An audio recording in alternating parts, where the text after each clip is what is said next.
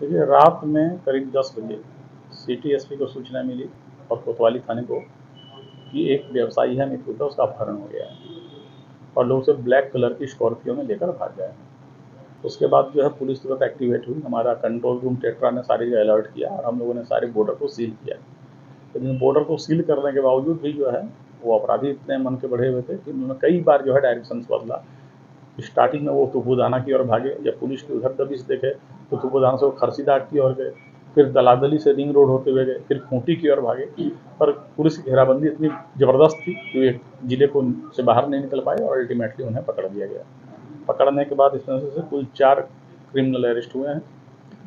जो 4 क्रिमिनल में मुख्य जो है सरगना अमरनाथ तिवारी है और इसके अलावा उसकी एक गर्लफ्रेंड है, तथाकथित गर्लफ्रेंड काजल कुमारी, और इसके 2 सहयोगी हैं।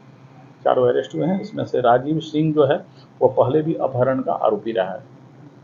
पकड़े जाने के बाद एक नई बात का खुलासा हुआ कि अपहरण का उद्देश्य क्या था। तो जो भी प्रथम दृष्टया सामने आया है वह आया है कि अमरनाथ तिवारी जो है वह एक फर्जी लोन दिलाने का गैंग चलाता है और लोन दिलाने का तरीका इस तरीके का है कि भाई वो फर्जी पे स्लिप बनाता है। प्राइवेट आदमी को या किसी व्यवसायी को सरकारी एम्प्लॉय दिखाता है, उसका पे स्लिप और झूठा अपॉइंटमेंट लेटर प्रिंट कराता है और बैंक के पदाधिकारियों को धोखा देकर या उनकी मिलीभगत से उन्हें लोन दिलाता है। पे स्लिप के आधार पर लोन बड़ा अमाउंट मिल जाता है, उस अमाउंट में 50-50 या 60-40 जिस तरीके से कस्टमर, उसी तरीके से उसने इस अमित गुप्ता को भी लोन दिलाया और लोन का जो अमाउंट मिला उसमें से 4 लाख मांग रहा था। जब इस अमित गुप्ता को पता चला कि ये जो धोखाधड़ी का लोन है, हमने तो दिया था आधार कार्ड वगैरह पर जितना लोन दिया था, इसका इन्होंने गलत उपयोग क्या किया, इसने रुपया देने से इनकार किया और संभवतः कुछ थोड़ा अमाउंट दिया होगा, मे बी वो हम लोग वेरिफिकेशन कर रहे हैं। लेकिन इस लोन के रेस्ट अमाउंट को जो इससे मांगा, जब ये नहीं दिया तब इसको किडनैप करके ले जा रहा था।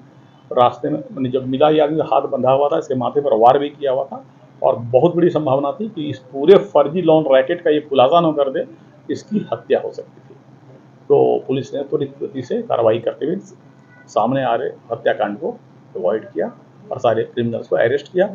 और अब हम लोग इस बिंदु पर इन्वेस्टिगेशन कर रहे हैं कि फर्जी लोन दिलाने में और देने में पूरे गिरोह में कौन कौन शामिल है और इसमें बैंक पदाधिकारी की भूमिका की भी जांच होगी।